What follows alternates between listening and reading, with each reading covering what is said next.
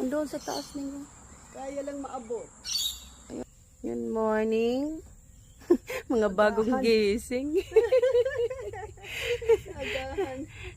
Mga bagong gising. Mag-harvest tayo. Ayan. Nangiyupos na ano po. Hindi na nakatubo ng maayos.